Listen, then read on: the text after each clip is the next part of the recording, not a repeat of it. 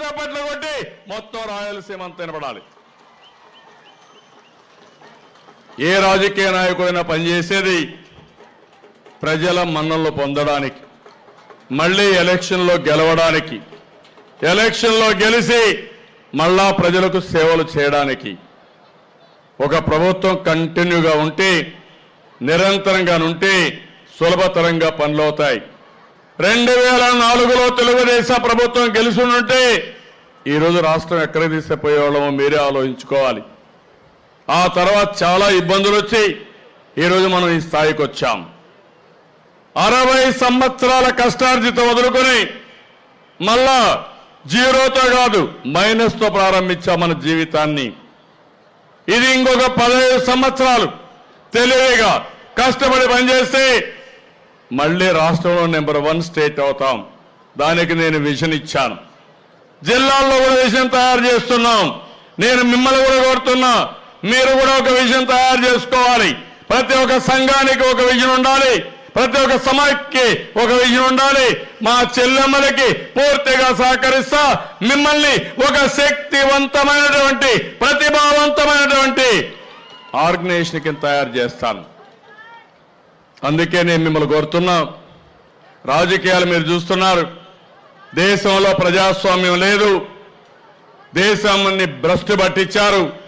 నరేంద్ర మోడీ గారి ఆధ్వర్యంలో దేశాన్ని కాపాడుకోవాలి, ప్రజాస్వామ్యాన్ని పరిరక్షించుకోవాలి, దేశంలో ఐకమత్యాన్ని పెంచుకోవాలి. అందుకే ఈరోజు ఒక ఉద్యమ స్ఫూర్తితో ముందుకు పోయాం. కాంగ్రెస్ ఇతర రాజకీయ పార్టీలందరినీ ఒక తాటిపైకి తీసుకొస్తున్నాం, అందరితో కలిసి పనిచేస్తున్నాం. మన రాష్ట్రంలోకి వచ్చినప్పుడు ఇక్కడ ఒక ఉదాత్తమైన కార్యక్రమానికి శ్రీకారం చుట్టాం. మళ్ళీ రాష్ట్రం బాగుపడాలి, బాగుపడాలంటే మీ అందరి సహకారం కావాలి. ఈ రెండు బ్యాలెన్స్ చేసుకొని మనం ముందుకు పోతే ఇప్పుడు 3 మోడీలు కలిశారు. ఢిల్లీ మోడీ, హైదరాబాద్ మోడీ, ఇక్కడ పులివెందుల మోడీ 3వ మోడీ కూడా కలిశారు.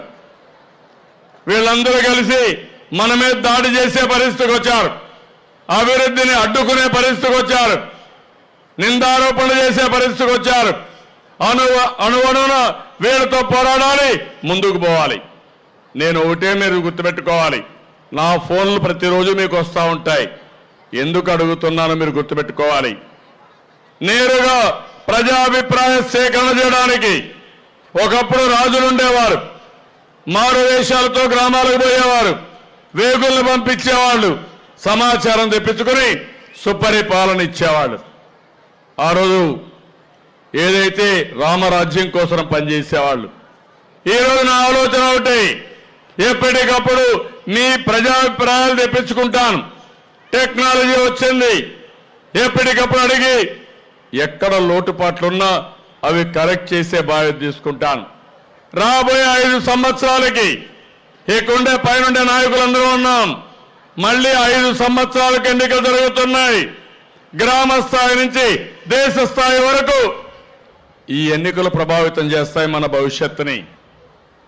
ఎందుకంటే ఎంపీలు ఉన్నారు, ఎమ్మెల్యేలు ఉన్నారు, స్థానిక సంస్థలు ఉన్నాయి. అన్నిటికీ మంచి నాయకులుంటే ఆ నాయకుల ద్వారా మనకు మంచి జరుగుతుంది. అదే నేను మిమ్మల్ని కోరుతున్నా. నేను కూడా మిమ్మల్ని అడిగాను, అడుగుతూనే ఉన్నాను, నెలవారీగా రిపోర్టులు తెప్పిస్తున్నాను. నాకు రాగద్వేషాలు లేవు. ప్రజలకు ఎవరైతే హితులుగా ఉంటారో, ఎవరు ప్రజలతో బాగుంటారో వాళ్ళకే నేను ఎక్కువ ప్రాధాన్యత ఇస్తాను. అవసరమైతే ఇంకా శిక్షణ పెట్టుకోవడం మీ అందరం, నేను కానీ మా నాయకులు కానీ మేమందరం మీకు సేవకులుగా ఉండాలని, అనునిత్యం అందుబాటులో ఉండాలని, మిమ్మల్ని అన్ని విధాల పైకి తేవాలని ఏకైక లక్ష్యం తప్ప ఇంకోటి లేదని చెప్పి కూడా నేను మీకు తెలియజేస్తున్నా. అందుకే 95 లక్షల మంది డాక్రా సంఘాలు, మెప్మా సంఘాలు, 55 లక్షల మంది పింఛన్లు తీసుకునే పింఛన్దారులు, ఉద్యోగస్తులు, రైతులు, రైతు కూలీలు అందరినీ ఆదుకున్న ప్రభుత్వం ఇది. ప్రతి ఒక్క ఇంటికి ఒక 5-6 బెనిఫిట్లు ఇచ్చాం, కొన్ని ఇంకా ఎక్కువ కూడా ఇచ్చాం. పిల్లల్ని బాగా చదివించాం, ఉద్యోగ అవకాశాలు కల్పిస్తున్నాం. ఇది నిరంతరం కొనసాగాలంటే మీ అందరి సహకారం అవసరం. నేను ఈరోజు అడుగుతున్నా, మా చెల్లెమ్మల్ని గట్టిగా అడుగుతున్నాను, మీకోసం 5 ఏళ్లు పనిచేశాను. నా కోసం, మన పిల్లల భవిష్యత్తు కోసం, మీ భవిష్యత్తు కోసం 75 రోజులు మీరు పనిచేయడానికి సిద్ధంగా ఉన్నారా అని మిమ్మల్ని అడుగుతున్నా. ప్రతి ఒక్క ఊరిలో చర్చ జరగాలి, ప్రతి ఒక్క ఇంట్లో చర్చ జరగాలి, తప్పుడు ప్రచారాన్ని తిప్పికొట్టాలి. మీకు జరిగింది వాస్తవం, దానికి ప్రత్యక్ష సాక్షులు మీరే. వీళ్ళు చెప్పేది అవాస్తవం, తప్పుడు ప్రచారం, దానికి కూడా ప్రత్యక్ష సాక్షులు మీరే. నా 5 ఏళ్లకు మనం మీ గ్రామాలు ఎట్టున్నాయి, 5 ఏళ్లకు మనం మీ పరిస్థితి ఎట్టుంది? గ్రామాలు అంధకారంలో ఉన్నాయి, కరెంటు కూడా రాలేదు. ఈరోజు కరెంటు కొరత ఉందా అని అడుగుతున్నా. అది ఈ ప్రభుత్వం యొక్క సమర్థత. అందుకే ఇప్పటి నుంచి వీటన్నిటిపైన చర్చ జరగాలి. చర్చ చేసి మీరందరూ కూడా ఎక్కడికక్కడ ఒక ఆలోచన పెంచుకొని మళ్ళీ ఒక సమర్థవంతమైన ప్రభుత్వం రావాలి, సుపరిపాలనకు నాంది పలకాలి. ఇది నిరంతరం మనం ఆనందంగా ఉండాలి. అలాంటి ప్రభుత్వానికి మళ్ళీ మీరు అండగా ఉండాలంటే, చెల్లెమ్మలు ఈ అన్నకు అండగా ఉంటే నేను ఒకటే హామీ ఇస్తున్నా, కొండనైనా బద్దలు చేసే శక్తి ఈ ప్రభుత్వానికి ఉంటుంది. ఆ శక్తి ఇచ్చేది మీరు. దాన్ని మీకోసం ఉపయోగించుకొని ముందుకు పోతాం.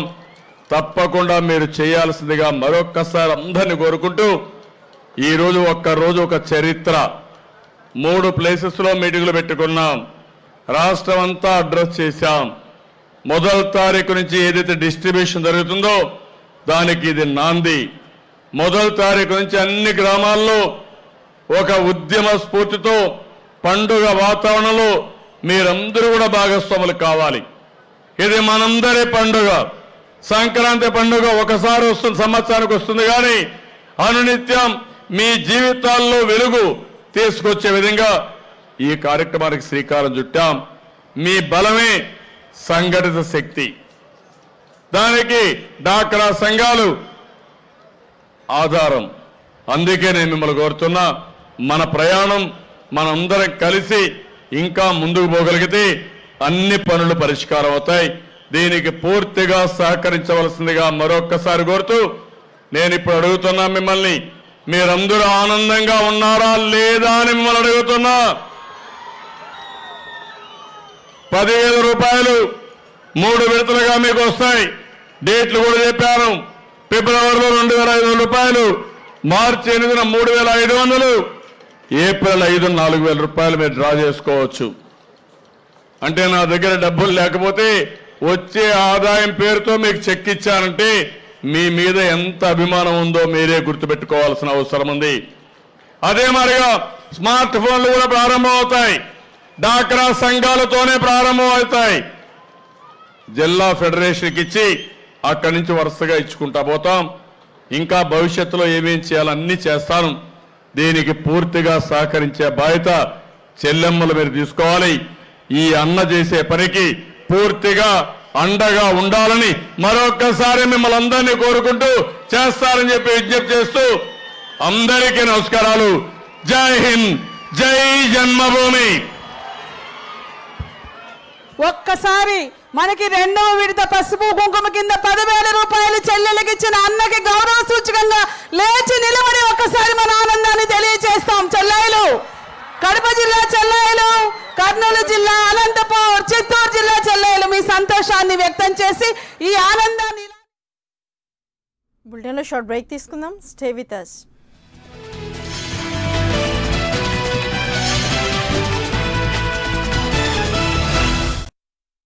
ఫెయిల్ అయినా ముందుకి సాగడం నాకైతే అదే లోపలి నుంచి స్ట్రాంగ్. అఫ్ కోర్స్ ఒక సినిమా నడవకపోతే బాధగా ఉంటుంది. మాది స్పోర్ట్స్ బ్యాక్గ్రౌండ్ కాబట్టి ఫెయిల్యూర్స్ గురించి బాధపడం.